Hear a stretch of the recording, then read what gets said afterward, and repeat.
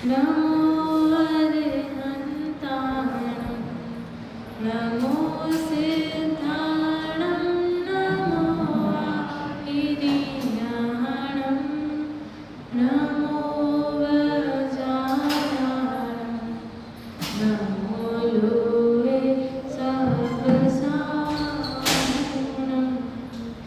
तिहुवनतिलयं देवं वत्तितातिहुवनिन्दपरिपूज्यं वोचं मनोपेहावो भवीयजनानन्दजननीयो। विगत दिनों में हम अनित्य, अशरण, संसार, एकत्व, अन्यत्व इन भावनाओं की चर्चा कर चुके हैं। तो इसका हमने क्रमशः विकास देखा था कि एक प्रश्न उठाया उसका निराकरण, फिर दूसरा प्रश्न उठाया उसका निराकरण। तो ऐसे करके सर्वप्रथम प्रश्न उठा था, क्या उठा था कि जो सभी हमारे संयोग है हम बढ़े या घटे नहीं पर कायम रहे। सबसे पहले विकल्प ये आता है, तो उसके लिए कौन सी भावना बनी थी? अनित्य भावना। नेक्स्ट हमारा प्रश्न उठा था कि भले ही वो नित्य हों, भले ही वो नाश को प्राप्त होते हों, पर उसको मैं बचा तो सकता हूँ। तो उसके लिए कौन सी भावना खड़ी हुई थी? अशरण भावना। ठीक है, आगे हमने बोला चलो ठीक है वो नाश भी हो जाएंगे, हम बचा भी नहीं सकते, परंतु जब तक हमारे पास वो है तब तक तो हम उसका सुख भोग लें। कि जब तक हमारे पास वो संयोग है हम तब तक तो उसका सुख भोग लें। तो फिर वो कहते हैं कि नहीं, उसमें सभी किसी भी संयोग में सुख नहीं है, कितने भी कभी भी नहीं है। और मतलब उसमें द्रव्य क्षेत्र काल भाव से हमने देखा था कि उसमें द्रव्य में भी सुख नहीं है, उसके क्षेत्र कहीं किसी क्षेत्र में भी सुख नहीं है, किसी काल में भी सुख नहीं है और किसी भाव में भी सुख नहीं है। ये हमने संसार भावना में देखा था।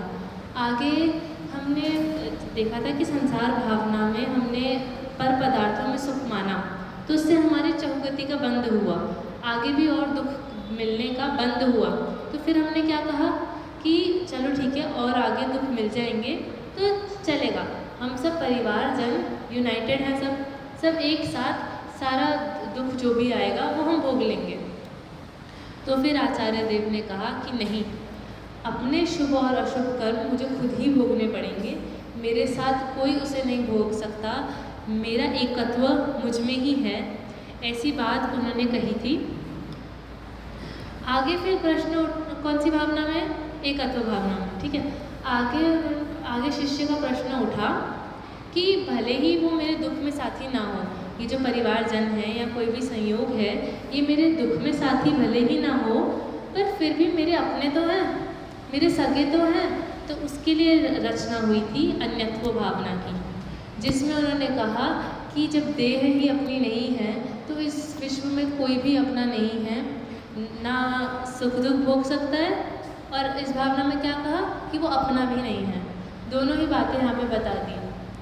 दोनों भावनाओं के माध्यम से कल हमने देखा था कि मेरा अपनी आत्मा में एकत्व है और अन्य सभी पर पदार्थों से अन्यत्व है। ये दोनों भावनाओं का अगर आप सार रूप में देखो तो एक ही बात मिलती है, पर उसको फिर भी अलग अलग अपेक्षाओं से उन्होंने कहा कि इस कहीं एकत्व नहीं है और सबसे अन्यत्व है, अपने में एकत्व है और किसी अपने में अन्य मतलब पर पदार्थों का अन्यत्व है। ये बात उन्होंने कही थी दोनों भावनाओं में। अब हमारा आज के विषय पे बढ़ते हुए कि नेक्स्ट क्वेश्चन उठा कि हमने बोला था कि देह अपनी नहीं है, तो हमने पूछा क्यों अपनी नहीं है? तो आचार्य देव ने कहा था कि अपनी करने लायक ही नहीं है वो। तो उस देह कितना मलिन, कितनी अपवित्र है वो देह। तो वो देह कितनी अपवित्र है वो हम आज की चर्चा में देखेंगे। आज हम बात करेंगे अशुचि भावना पर। शुचि होता है पवित्रता, तो जिसमें पवित्रता नहीं है अर्थात जो अपवित्र है उसको कहेंगे अशुचि। और फिर पवित्र क्या है? पवित्र है अपनी आत्मा। ये सभी इन्हीं बिंदुओं पे हम विस्तार से आज चर्चा करेंगे। सर्वप्रथम 6 डाला में अशुचि भावना के में क्या कहा है उसको देखते हुए शुरू करेंगे। पल रुधिर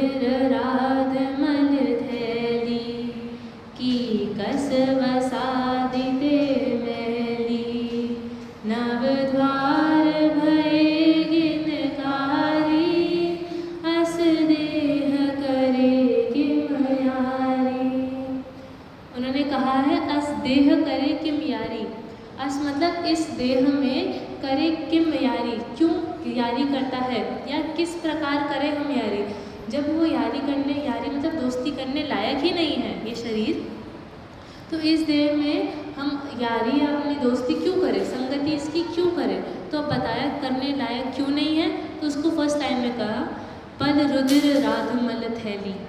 पल मतलब होता है मांस, रुधिर अर्थात खून, राध का मतलब मवाद या पीप जो भी है, मल मतलब मलमूत्र जो भी निकलते हैं, और थैली मतलब इन सब चीज़ें जो बताई इनकी थैली है, पूरा पिंड है, पूरा थैली भरी हुई है इन सब चीज़ों से। ये थैली का ये जो कवर है ये बाहर है, पर थैली के अंदर क्या क्या है, तो ये सभी चीज़ बोली कि ये सब अपवित्र पदार्थ इस थैली में भरे हुए हैं। कीकस वसादिते मैली, कीकस का अर्थ होता है हड्डी, और वसा मतलब चर्बी, तो ये हड्डी और चर्बियों से मैली है, इन सब चीज़ों के द्वारा ये मैली है। नवद्वार भये गिन कारी, कि इस शरीर में 9 द्वार हैं। कौन से 2 कान, 2 आँख, 2 नाक, 1 मुंह और 2 फिर मलमूत्र के द्वार। इस प्रकार 9 द्वार इस शरीर में हैं जिससे गंदगी निकलती है, घिनकारी गंदगी निकलती है। किसी भी चीज़ को हमें देखना हो कि वो पवित्र है या अपवित्र है, हम ये देखते हैं कि उसके अंदर से क्या निकल रहा है। तो जब शरीर के अंदर से इतनी अपवित्रता निकल रही है तो उससे पता चलता है कि उसका स्वभाव ही अपवित्र है, वो चीज़ ही अपवित्र है, और इसीलिए वो संगति करने, यारी करने, दोस्ती करने लायक ही नहीं है। तो उससे हमें ये यहाँ पे बताया कि इतनी अपवित्रता है उसकी, ये बताया। आगे कार्तिकेय अनुप्रेक्षा में भी उसकी अपवित्रता बताते हुए कहते हैं, हे भव्य तू इस देह को अपवित्रमयी जान। कैसा है ये देह, तो उसमें 4 बिंदु बताए। पहला, सकल अर्थात सब को स्थित निंदनीय पदार्थों का पिंड अर्थात समूह है। मतलब इस जगत में जितने भी निंदनीय पदार्थ है ना, सबकी उत्पत्ति आप देखो तो कहीं ना कहीं शरीर ही आएगा, उसका ओरिजिन पॉइंट, कि सारी गंदगी जो भी फैल रही है वो इस शरीर के कारण ही फैल रही है। तो ये निंदनीय पदार्थों से भरा हुआ है और ये निंदनीय पदार्थ को ही रिलीज़ करता है। सेकेंड पॉइंट कहा, कृमि अर्थात पेट में रहने वाले लट आदि तथा अनेक प्रकार के निगोदादिक जीवों से भरा हुआ है। हमारे शरीर का एक एक रोम रोम पे इतने सारे निगोदियाँ जीव भरे हुए हैं, तो उससे भी कितनी अपवित्रता दिखती है कि मतलब ऐसे हम किसी चीज़ के अंदर जीव कब लगते हैं, कोई खाने का पदार्थ हो उसके अंदर जीवों की उत्पत्ति कब होती है, जब वो सड़ जाता है, जब वो, तो हमारे शरीर में इतने सारे जीव भरे हुए हैं, क्यों, क्योंकि ये सड़ा हुआ है, ये सड़ा गला हुआ शरीर है, इसीलिए इसके अंदर इतने सारे जीव भरे हुए हैं, निगोदिया जीव भरे हुए हैं। नेक्स्ट थर्ड पॉइंट में बोलते हैं, अत्यंत दुर्गंधमय है, इतनी बदबू आती है देह से। आप इस शरीर से निकलने वाला कोई भी पदार्थ देखो उसमें कितनी बदबू आती है। आप कभी आप खेल कर आए, आप अपनी बनियान साइड में निकाल के रखो, वो ही कितनी बदबूदार हो जाती है, कितनी बदबू हर जगह से निकलती है, क्या वो दोबारा पहनने लायक में नहीं बचती। हम अपने द्वारा जो पसीना निकला वही इतना दुर्गंधमय हमें लगता है कि हम उसको दोबारा नहीं पहन सकते, कितना दुर्गंधमय, कितना अशुचिमय है। चौथा पॉइंट बोलते हैं, जो मल मूत्र का घर है, घर मतलब जिसमें भरे हुए हैं सब चीज़ें, रहने का स्थान जो मल मूत्र से पूरा भरा हुआ है, उसमें कहीं भी इस शरीर, पूरे शरीर में कहीं भी ऐसी जगह नहीं है जहाँ मल मूत्र ना हो, पूरे शरीर में कहीं ना कहीं मल मूत्रों से भरा हुआ है। ये शरीर का स्वरूप बताते हैं। मंगलत्राय जी क्या कहते हैं, तू नित पोखे यह सूखे ज्यों धोवे त्यों मैली। क्या कहा उन्होंने, तू नित पोखे ये सूखे ज्यों, मतलब तू इसको नित पोषता है। हम इसको इतनी इतनी चीज़ें खिलाते हैं, घी शक्कर सब खिलाते हैं इतनी इसकी पोषण करने के लिए, पर ये क्या करता है कि सूखता जाता है, इस पर कोई असर नहीं होता। कितना भी शुद्ध हमने वो रसगुल्ला बनाया हो, इस पर उसका कोई असर नहीं होएगा, ये सूखता जाता है। और धोवे त्यों मैली, जब आप इसको कितना भी धो फिर भी मैली हो जाएगी। अच्छा, आपने 100 बार ब्रश की, फिर आप किसी पे थूक दो तो वो पवित्र नहीं है क्या, वो तब भी अपवित्र रहेगा। आप कितनी बार भी ब्रश कर लो, ये जो थूक है ये अपवित्र ही रहेगी। तो इस प्रकार किसी भी द्वार, जो भी जितने भी द्वार है, आप उसको कितना भी धो लो, या पूरे शरीर को भी आप कितना भी नहा लो, कितना भी धो लो, पर हर जगह फिर भी आपको अपवित्रता दुर्गंध ही दिखेगा। तो इसीलिए कहा धोवे त्यों मैली, धोने के बाद भी मैली ही रहती है। आगे, निश दिन करे उपाय देह का, रोग दशा फैली। हम पूरे दिन अपने इस देह का ख्याल रखते रहते हैं, एक एक खाने पीने की एक एक चीज़ पे ध्यान रखते हैं, उठना बैठना चलना फिरना सब में उपाय करते रहते हैं कि इस प्रकार से कोई रोग ना हो जाए, इस प्रकार से कोई रोग ना हो जाए, बीमार ना पड़ जाए या ये ना पड़ जाए। पर फिर क्या बोला आगे, रोग दशा फैली, फिर भी रोग दशा होती रहती है। हम निरंतर ही रोग का उपाय करते रहते हैं, इतनी तो प्रिकॉशनरी दवाइयाँ भी ले लेते हैं, और फिर उपचार करने के लिए कितनी दवाइयाँ ले लेते हैं, पर फिर क्या होता है, रोग एक बार तो दब जाता है, पर फिर अंदर से क्या होता है, वो बढ़ता ही रहता है। वो रोग, आप दवाई भी लो, किसी आपको कोई रोग हुआ, आपने उसकी दवाई दी, तो जो दवाई होती है वो रोग को खाली दबाती है, उसका नाश नहीं कर सकती। जैसे पेन किलर भी है, आपको कोई चोट लग गई, आपने पेन किलर खा लिया, तो पेन किलर पता है क्या करता है, हमारी जो वेन्स हैं उससे मैसेज जाता है ब्रेन को कि यहाँ पे दर्द हो रहा है, और फिर ब्रेन दोबारा मैसेज भेजता है कि फिर उसका कुछ मतलब उपाय करो, सोल्यूशन करने का ब्रेन मैसेज भेजता है। पेन किलर खाली इतना सा काम करता है कि वो जो मैसेज जा रहा है ना ब्रेन को, उस वेन को ब्लॉक कर देता है, वो मैसेज नहीं जा पाता ब्रेन तक। इसका मतलब क्या हुआ, चोट ठीक हो गई? नहीं, पेन किलर खाली वो मैसेज हमें पता नहीं लगने देता कि हमें चोट लगी है, पर उससे चोट ठीक नहीं हो जाती। तो वैसे ही इसका सबको दबा देता है, जो भी रोग हुआ है, जो दवाइयाँ हैं उसको दबा देती हैं, उसको नाश नहीं कर सकती, और फिर भी जो रोग दशा है उन्होंने कहा फैलती रहती है, निरंतर ही बढ़ती रहती है। हर समय कुछ ना कुछ खांसी जुकाम तो निरंतर ही चलते रहते हैं, कभी भी हो जाते हैं। ये सब भी तो रोग ही हैं, ये रोग दशा फैलती रहती है। आगे कहा मात पिता रजवीरज मिलकर बनी देह तेरी।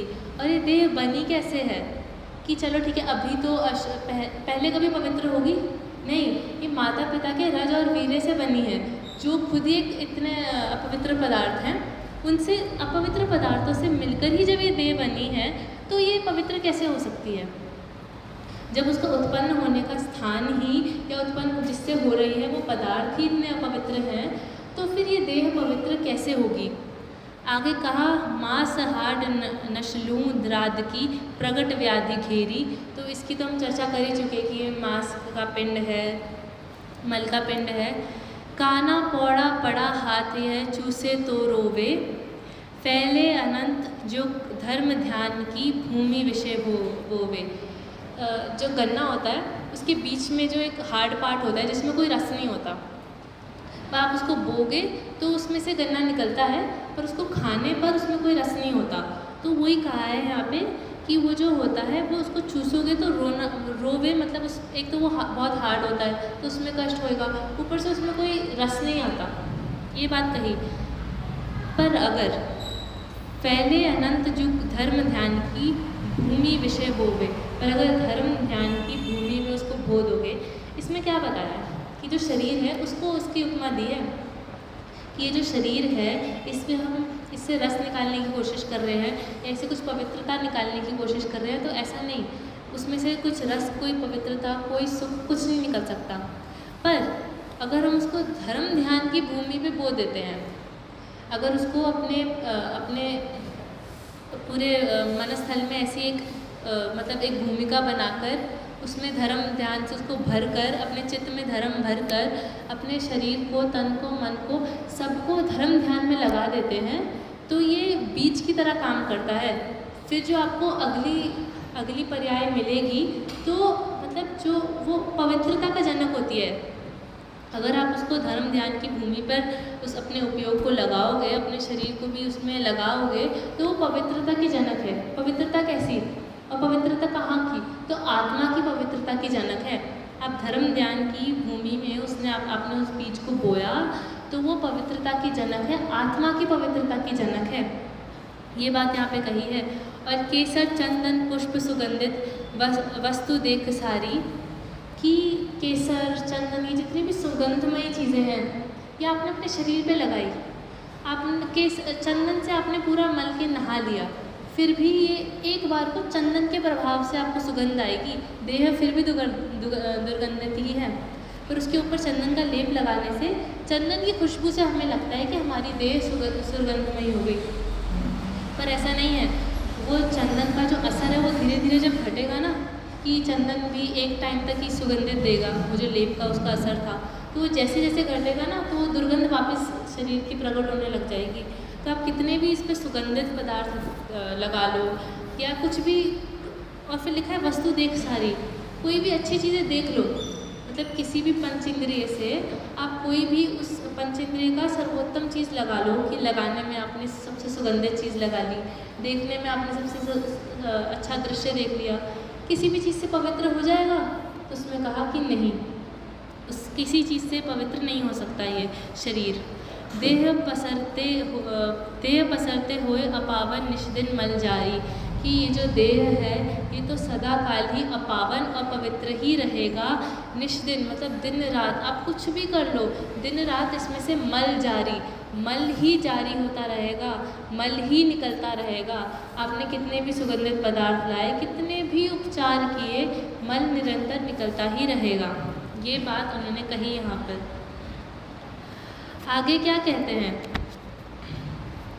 दीपे चाम चादर मणि हाड़ पिंजरा देह, भीतर या सम जगत में और नहीं गिन गे, कि दीपे चाम चादर मणि मतलब दीपे किसे कहते हैं, देह दीप्यमान हो रहा है, प्रकाशित हो रहा है। क्या प्रकाशित हो रहा है?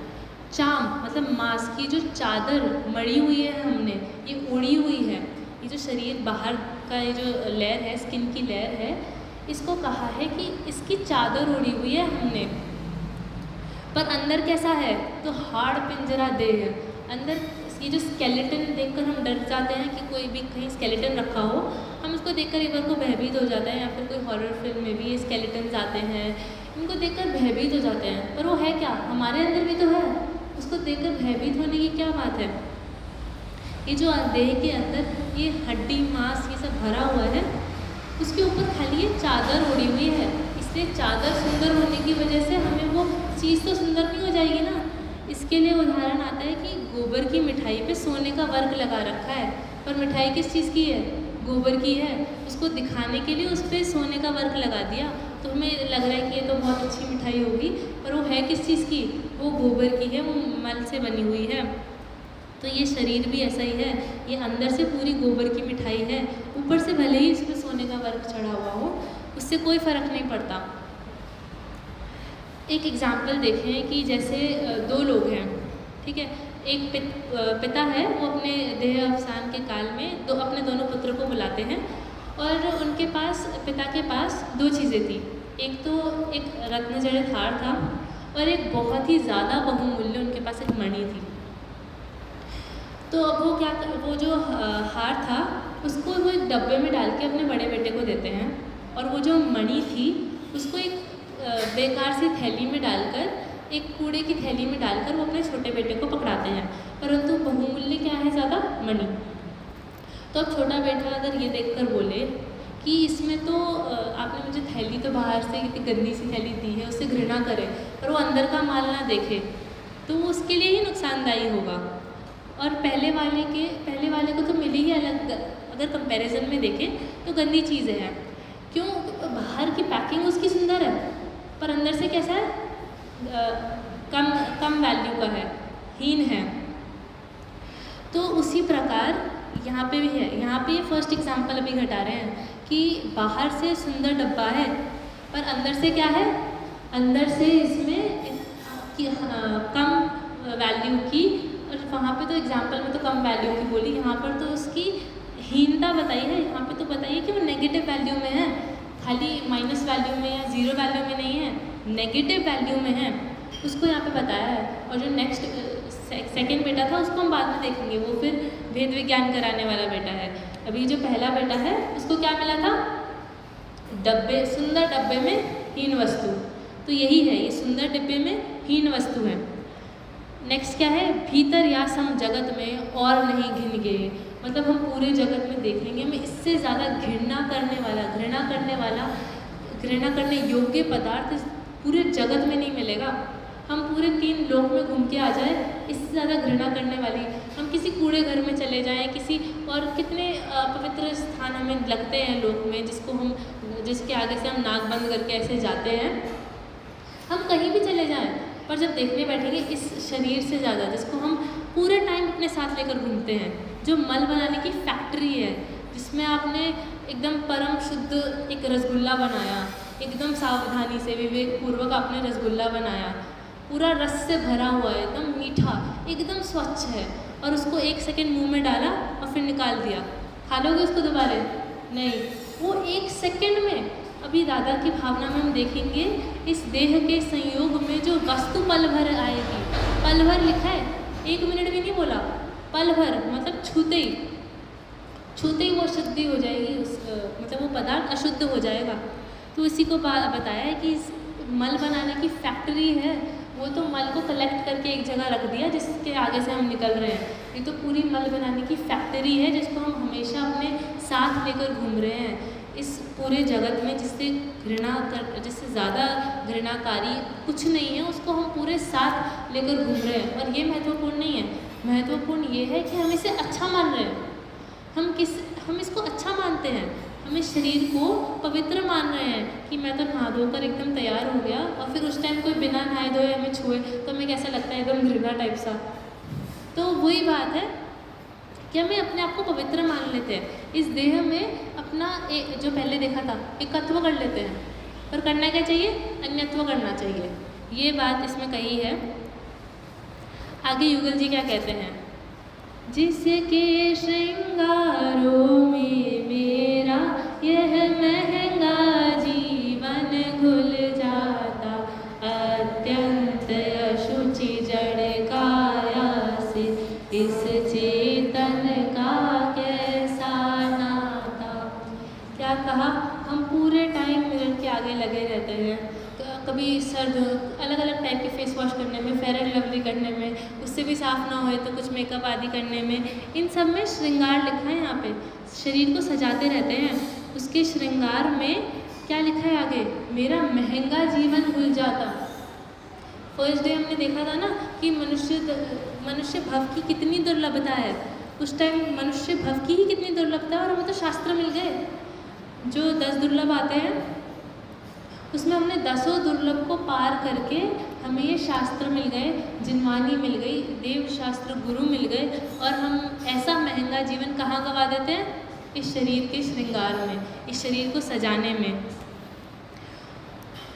आगे कहते हैं, अत्यंत अशुचि जड़ काया से, तो इस अपवित्र जड़ मुर्दा काया से इस चेतन का कैसा नाता। इस चेतन कौन है यहाँ पर, कोई तीसरा जन है, इस चेतन मतलब मैं, इस चेतन का कैसा नाता, कोई संबंध नहीं है, हमें हमारा इस देह से कोई संबंध नहीं है।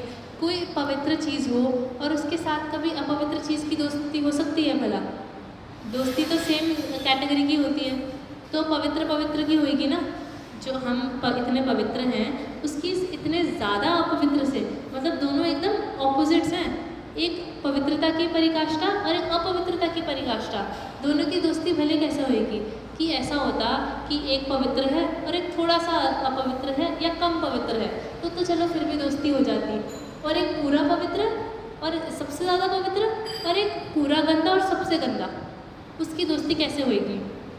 तो ये बताया उन्होंने, इस चेतन का कैसा नाता, इस चेतन का कुछ भी नाता नहीं है। आगे जयचंद जी क्या कहते हैं, निर्मल अपनी आत्मा देह पावन गे, जानी भव्य निज भाव को या सो तजो स्नेह। निर्मल अपनी आत्मा, अभी तक हमने किसकी चर्चा की थी, इस देह की अपवित्रता की, अब हम चर्चा करेंगे अपनी आत्मा की पवित्रता की, क्योंकि हमें प्रयोजनभूत क्या है, हमें देह की अपवित्रता जानकर उससे घृणा करना, उससे द्वेष थोड़ी ना करना है, हमें तो इस देह का स्वरूप समझना है और उससे राग तोड़ना है, द्वेष नहीं करना। दोनों में डिफरेंस होता है, किसी व्यक्ति से राग तोड़ना और उससे द्वेष करना अभी हम लौकिक में हम सब रागी द्वेषी हैं, तो भले ही हमें राग तोड़ने पर द्वेष उत्पन्न हो जाता है, पर फिर भी दोनों अलग चीज़ हैं। तो हमें इस देह से अपना एकत्व, ममत्व, भोक्तृत्व, कर्तृत्व, चारों ही प्रकार की जो बुद्धि है, चारों प्रकार की बुद्धि कौन सी है? एकत्व तो कल देखी थी, एक पने का ज्ञान, सो एकत्व बुद्धि। ममत्व बुद्धि, मम षष्ठी विभक्ति होती है, संस्कृत में आप नियम पढ़ो तो षष्ठी विभक्ति होती है मम, और षष्ठी विभक्ति में क्या होता है? संबंध बताते हैं। तो मम से क्या बताया? मेरा। मम का अर्थ होता है मेरा, तो ये मेरा है, ऐसी बुद्धि कौन सी बुद्धि है? ममत्व बुद्धि।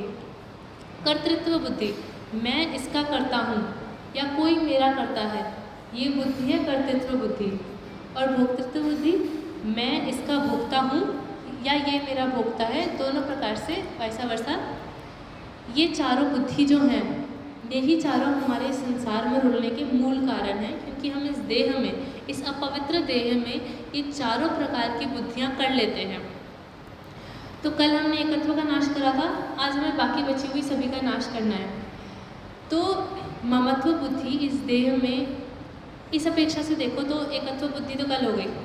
अब ममत्व बुद्धि का नाश करते हैं कि प्रश्न खड़ा करा शिष्य ने कि ममत्व बुद्धि करने लायक क्यों नहीं है ये देह, तब उसके आंसर में बनी है शुचि भावना।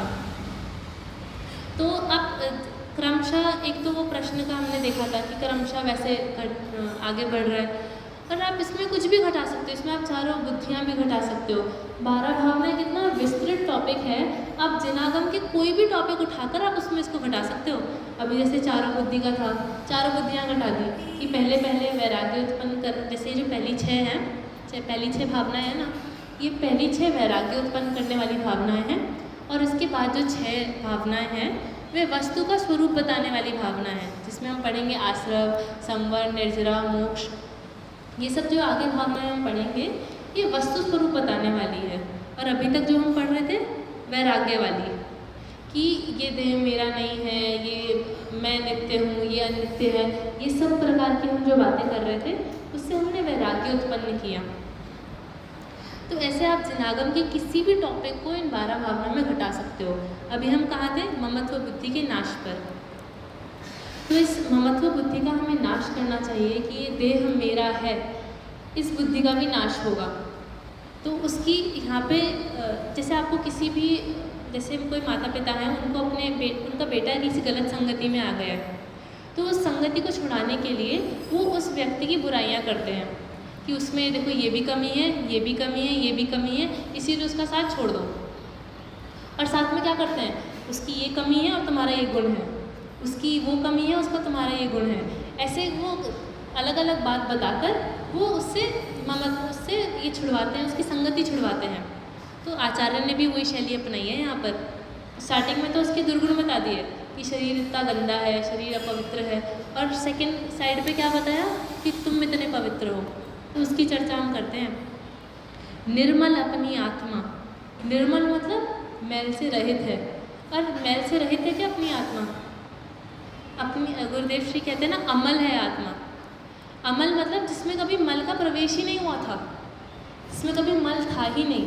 निर्मल तो तब बोलेंगे ना जब मल को हमने हटा दिया, मल से रहित होने को निर्मल कहेंगे। पर जिस चीज़ में आज तक मल का प्रवेश ही नहीं हुआ, उसमें मल से आप रहित कैसे करोगे? तो वैसा वाला निर्मल है यहाँ पे कि सदा काल निर्मल, तीन लोग 3 काल में निर्मल को यहाँ पे निर्मल कहा है। निर्मल अपनी आत्मा, अपनी वर्ड डालना भी यहाँ पे बहुत ज़रूरी था कि हम किसी और की आत्मा की बात नहीं कर रहे हैं, यहाँ पे किसी थर्ड पर्सन की बात नहीं कर रहे, किसकी बात कर रहे हैं? अपनी आत्मा निर्मल है। देह अपावन गेह, देह अपावन मतलब अपवित्रता, तो देह अपवित्रता का गेह है। गेह किसे कहते हैं? घर को। तो देह अपवित्रता का घर है, और मैं कैसा हूँ? निर्मल, पवित्र। जानी भव्य निज भाव को यासो तजो स्नेह, कि जानी जानकर, हे भव्य जीव, भव्य कहकर संबोधन किया है हमने यहाँ पर।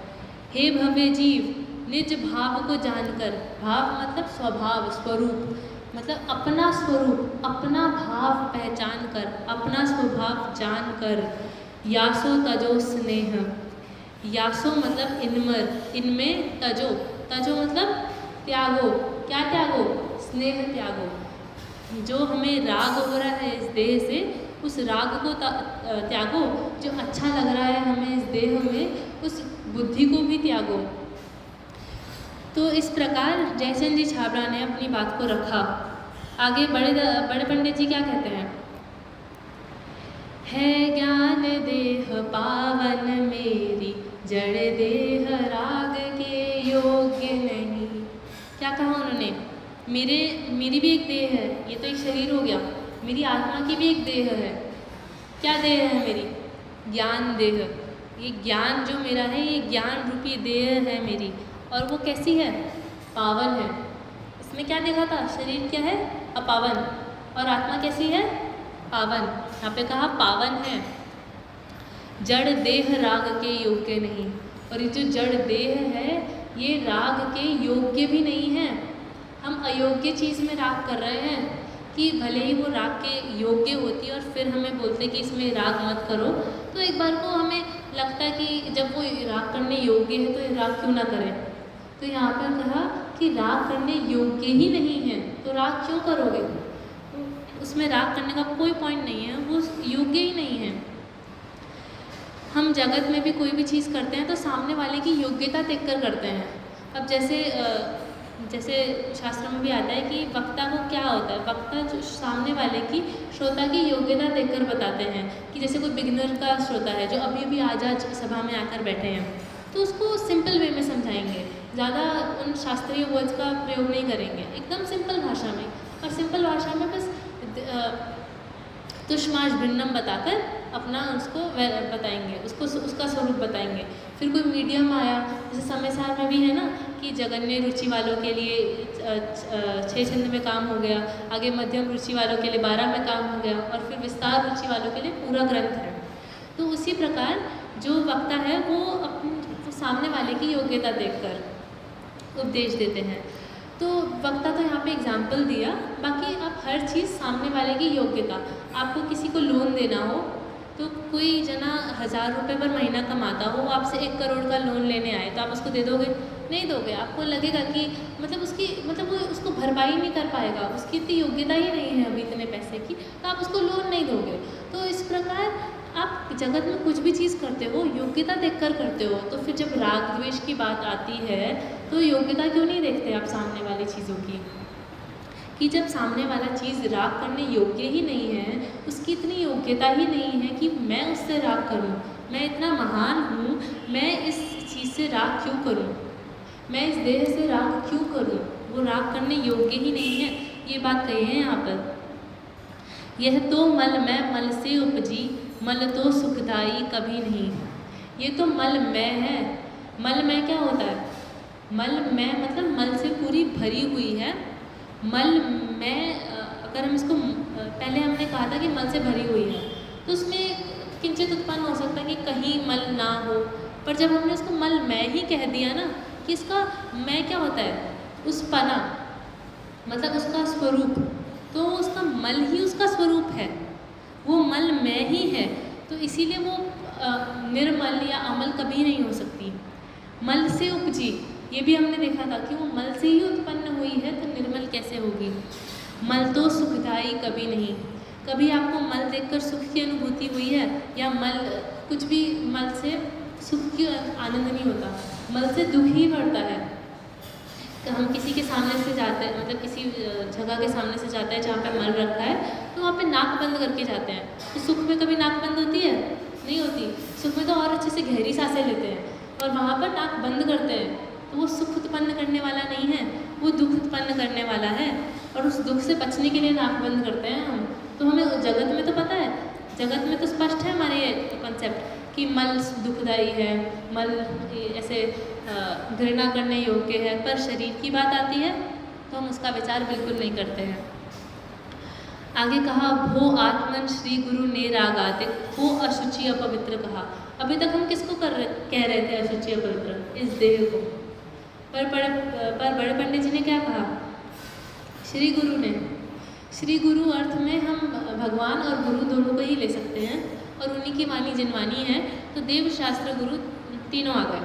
इन्होंने क्या कहा शरीर को अपवित्रता कहा, वो तो बहुत पहले कह गए, वो तो जगह मतलब वो तो बिगिनर्स के लिए था कि ये शरीर अपवित्र है। हमारे लिए क्या है, हम रोज़ शास्त्र अभ्यास करते हैं, धर्म ध्यान करते हैं, हमारे लिए क्या है, हमारे लिए कुछ तो लेवल बढ़ना चाहिए ना। फर्स्ट क्लास में थोड़ी ना अटके रहेंगे। नेक्स्ट क्लास क्या है, नेक्स्ट क्लास में उन्होंने कहा राग आदि को अशुचि अपवित्र कहा। शरीर तो रहने दो, शरीर का तो अपवित्रता का तुम्हारा कोई वही मतलब शरीर की अपवित्रता से तो तुम्हारे कुछ फ़र्क ही नहीं पड़ेगा। फ़र्क तुम्हें किससे पड़ेगा, किसकी अपवित्रता से तुम्हें फ़र्क पड़ेगा। तो रागादिक लिखा है, हमें रागादिक मिटाने चाहिए। इस शरीर को नहीं मिटाना कि अपवित्र है ये शरीर, इस शरीर को हटा देते हैं, त्याग देते हैं, तो मरण ही होएगा। और मरण करके फिर गंदी गतियों में, अशुभ गतियों में ही जाएंगे। हमें शरीर को त्यागना नहीं है, हमें क्या त्यागना है, जिससे हमें इफेक्ट हो रहा है हम उसी को तो त्यागेंगे ना। सामने कोई चीज़ हो, कैसे भी हो, गंदे से गंदा कोई इंसान हो, हमें क्या फ़र्क पड़ता है। अगर वो हमसे कुछ बोले तब हमें कुछ एक्शन लेना चाहिए ना। सामने वाला शांति से अपना बैठा है तो उससे क्या प्रॉब्लम है, तो ये अपना कुछ इफेक्ट नहीं कर रहा, तो हमें इस पर क्यों कुछ काम करना है। हमें काम किस पे करना है, जो हमें इफेक्ट कर रहा है। इफेक्ट क्या कर रहा है, राग आदिक। राग आदिक मतलब राग द्वेष, और फिर उससे पहले मोह। मोह क्या है, ये मोह मिथ्यात्व ही है। मोह और मिथ्यात्व दोनों एक ही चीज़ है। कि जो हमारी उल्टी मान्यता चली आ रही है ना, ये जितना भी 12 भावनाओं में भी वैराग्य उत्पन्न किया ना, तो वैराग्य उत्पन्न करने वाली जितनी भी बातें थी ना, ये सब हमें वो मोह को नाश करने का उपाय बता रही है। सही मान्यता बता रही है हमें कि सही मान्यता कैसी होनी चाहिए हमारी। ये अभी हम इतने दिनों से देख रहे हैं। और हम क्या करते हैं, हमारी मान्यता कैसी है, हमारी मान्यता उल्टी मान्यता है। और उल्टी मान्यता को क्या कहते हैं, ये सब तो बाल बोध में पढ़ चुके हैं हम। उल्टी मान्यता को क्या कहते हैं, मिथ्यात्व। तो वो जो मिथ्यात्व है, और मिथ्यात्व का ही पर्यायवाची मोह, और मोह से ही उत्पन्न होते हैं राग और द्वेष। राग मतलब किसी भी चीज़ को भला जान के उसे पाने की इच्छा, और द्वेष मतलब किसी को बुरा जान के उसे दूर करने की इच्छा। ये दोनों अपनी उल्टी मान्यता की वजह से उत्पन्न होते हैं। तो ये तीनों के अर्थ देखें, ये तीनों क्या है, अशुचि है, अपवित्र है, कि इनमें कुछ भी लेश मात्र भी शुचिता नहीं है। ये मेरे स्वभाव को प्रकट होने से रोक रहे हैं। देखा जाए तो दुश्मन है ये मेरे को जो पाना है वो पाने से रोक रहे हैं।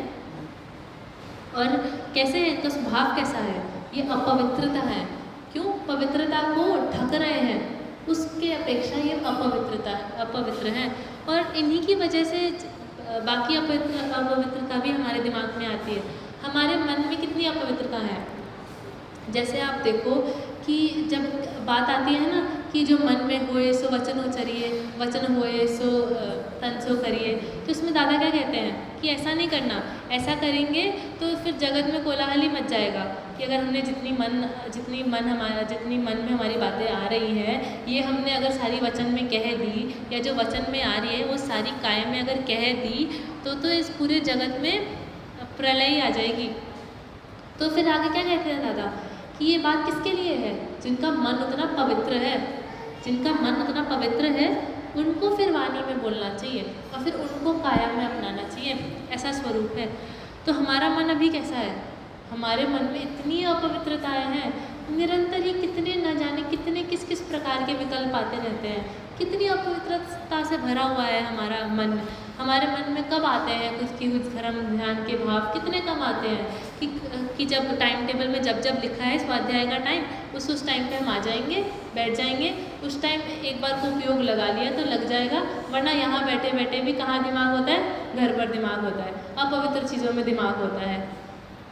तो ये जो मन है ये इतना अपवित्र है, और इस मन में, और ये मन अपवित्र क्यों हुआ, क्यों, क्योंकि हमारे श्रद्धान गलत है, क्योंकि हमारे राग द्वेष हैं, उसकी वजह से ये मन गंदा हुआ है। जो वीतरागी भगवान हैं, द्रव्य मन तो उनके पास भी है, अरिहंत भगवान के पास अभी काया है ना, उनके पास भी द्रव्य मन है, पर उनका मन कितना पवित्र है। क्यों पवित्र है, क्योंकि वो वीतरागी हैं, उनके राग द्वेष का नाश हो गया है, इसीलिए मन पवित्र हुआ है। तो इससे क्या पता चला हमें कि जो राग द्वेष है ये अपवित्रता है, ये अपवित्रता है, ये अशुचिता है, ये बताया। अब इनसे भिन्न परम पावन निज ज्ञान स्वरूप निहार आहा। अब इनसे, अब का मतलब क्या है, प्रवचन के बाद जाकर कर लेंगे। अब मतलब इसी क्षण, अभी ऐसे भाव आ रहे हैं तो अभी उसको भावना भाने में बैठ जाओ कि अभी भी क्या बोल रहे हैं इस पर ध्यान मत लगाना। एक बार को भी अगर आ गया ना, वो विकल्प आ गया, विचार चलना शुरू हो गया, तो उस विचार में खो जाना है। यही हमें कहा है कि अभी इसी क्षण ऐसा विकल्प आ जाए तो अभी क्षण करने बैठ जाना। अब इनसे भिन्न परम पावन, कि ये जो अपवित्र चीज़ें कही, पहले शरीर को कहा, फिर नेक्स्ट स्टेज पर आए राग आदि को अपवित्र कहा, तो इन सभी से भिन्न, इन सभी से अलग परम पावन, जैसे देखा था ना वो पवित्रता की परिकाष्ठा और अपवित्रता की परिकाष्ठा, तो बोलते हैं पवित्रता की परिकाष्ठा। परम क्या होता है, श्रेष्ठ।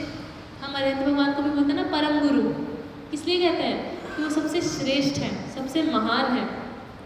और पंच परमेष्टि में भी जो परम पद पर स्थित हैं उनको भी कहते हैं, लोकोत्तम में भी कहते हैं, जो तो सभी बातों में परम कहते हैं। परम का अर्थ क्या होता है, जो सबसे श्रेष्ठ है, सबसे उत्तम है, उसको कहते हैं परम। तो परम पावन है, सबसे जग में सबसे श्रेष्ठ शुचि पदार्थ, पवित्र पदार्थ अपना आत्मा है, निज ज्ञान स्वरूप, अपना ज्ञान स्वरूप, उसको निहार, उसको ज्ञान स्वरूप में ही रमे रहे। ज्ञान स्वरूप को देखो तो सही एक बार कि ज्ञान स्वरूप कैसा है, अपनी आत्मा का स्वरूप कैसा है, ये एक बार देखो तो सही। हमें भाषित तो होना चाहिए। अभी हमने पढ़ा है कि ये आत्मा ज्ञान स्वभावी है, दर्शन स्वभावी है या सुख स्वभावी है। एक बार उसको चख कर तो देखो, एक बार अपना ज्ञान, एक बार ज्ञान में उस ज्ञान को प्रकट करके तो देखो। अभी उस ज्ञान को अपना मानकर तो देखो, उस सुख को अपना मानकर तो देखो। वो सुख अपने आप कब परम सुख, अनंत सुख तक बदल जाएगा, हमें पता भी नहीं चलेगा, हम मस्त रहेंगे। ये बात उन्होंने यहाँ पे कही। अब दादा क्या कहते हैं, जिस देह को निज जान कर नित रम रहा, जिस देह में, जिस देह को निज मान कर रचपच रहा जिस देह में, कि ये जो देह है, जिस देह को मैंने अपना माना और इस कारण मैं क्या करा, मैं रमा रहा इस देह में। पहले आई थी जिसके श्रृंगारों में मेरा, तो वही बात है कि इस शरीर में रमा रहा। और फिर नेक्स्ट टाइम में कहा था कि रचपच रहा, कि शरीर में ही रचपच रहा। आगे कहते हैं जिस देह में अनुराग है, एकत्व है जिस देह में, मतलब हमारा जिस देह को अनुराग है, जिस देह के प्रति हमारा राग है, जिस देह के प्रति हमें उसको अच्छा जानकर हम उसको पाने की चेष्टा करते हैं, जिस देह के प्रति हमारी ऐसी भावना है और एकत्व, एकपना है हमारा जिस देह में, क्षण एक भी सोचा कभी क्या क्या भरा इस देह में। हमें सोचने को कह रहे हैं दादा, क्या कह रहे हैं कि क्या क्या भरा है। क्षण भर भी, एक बार को भी आज तक विचार आया, अभी भले ही हमने सुन लिया कि क्या क्या भरा है इस देह में, पर विचार नहीं आया। अभी ज्ञान का विषय बनाया हमारा, ये जो अपवित्रता बताई, ये अभी ज्ञान का विषय बनाया है। किसका विषय बनाना है, इसको विचार का, चिंतन का विषय बनाना है। निरंतर इस बारे में सोचते रहना है, निरंतर उस बारे में सोचना है कि क्या क्या भरा है इस देह में, क्या क्या भरा उस देह में अनुराग है जिस देह से सॉरी उस देह का क्या रूप है, आत्म रहे जिस देह में। कि अब नेक्स्ट उदाहरण पे आते हैं। हमने पहले देखा था ना, 2 बेटे थे, दोनों बेटों को अलग अलग दिया था। अब दूसरे बेटे को क्या दिया था, एक हीरा दिया था एक गंदी सी थैली में। तो इसी को कहा कि आत्म जो पवित्र था,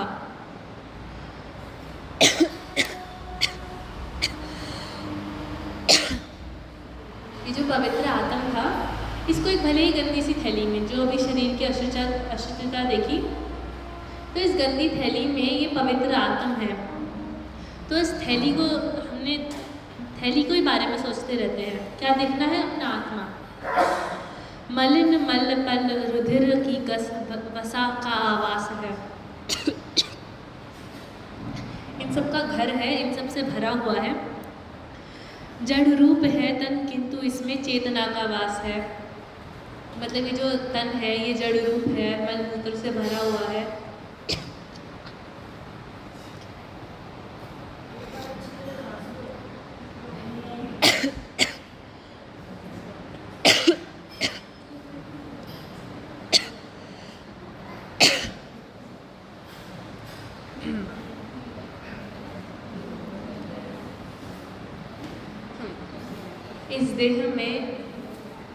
इस देह में इतने अपवित्र पदार्थ है, परंतु उसमें भी आत्मा पवित्र है।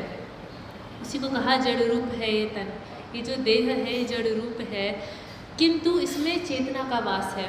किंतु फिर भी इतनी अपवित्र चीज़ के बीच होते हुए भी फिर भी इसमें पवित्रता का वास है, चेतना का वास है दुर्गंध में इस देह में।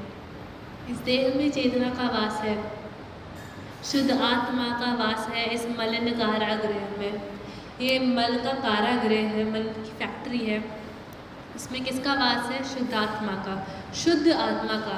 शुद्ध मतलब जो पवित्र है, उस आत्मा का वास है।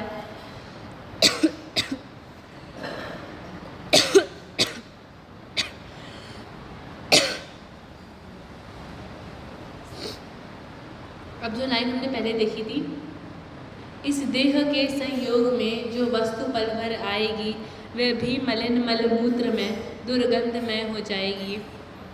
मतलब इस पूरे शरीर के संयोग में कुछ भी वस्तु आई एक पल भर के लिए भी, तो वह भी दुर्गंधमय हो जाती है, किंतु रह इस देह में। अब ये बहुत ही महत्वपूर्ण बिंदु है पूरी चर्चा में। हमें जानने का वस्तु एक्चुअली जिसके लिए ये पूरी चर्चा हुई है, ये विचार तो जागृत करो कि किंतु रह इस देह में निर्मल रहा जो आत्मा। इतनी अपवित्रता की हमने, पहले शरीर की बताई, फिर रागातिक की बताई, किंतु फिर भी टोडरमल जी वाला परंतु है, उसी अर्थ में यहाँ पे किंतु का प्रयोग है कि फिर भी इस देह में निर्मल रहा जो आत्मा। इस देह में रहते हुए भी जो निर्मल शुद्ध रहा है ऐसा आत्मा, वह गेय है, श्रद्धेय है, बस देह भी ध्येय भी वह आत्मा। कि वह आत्मा कैसा है? गेय है, जानने योग्य है, श्रद्धेय है, श्रद्धान करने योग्य है, और बस ध्येय है। ध्येय मतलब ध्यान करने योग्य है। ध्यान किसे कहते हैं? ज्ञान की निरंतरता को ध्यान कहते हैं। तो वो ध्यान करने योग्य है। कैसा? वह आत्मा जो इस अपवित्र देह में रहकर भी पवित्र रहा है, ऐसा जो आत्मा है उसको बताया है। उस आत्मा की साधना ही भावना का सार है। मतलब उस आत्मा की साधना मतलब उसमें लगे रहना, उसको साधना पूरी अच्छी तरीके से, और फिर बाद में साध लेंगे तो सुख की अनुभूति होगी। अभी वो साधना, वो प्रोसेस, उस आत्मा की साधना में साधना है उस आत्मा को। ये आत्मा की साधना ही क्या है? भावना का सार है, और ध्रुवधाम की आराधना ही आराधना का सार है।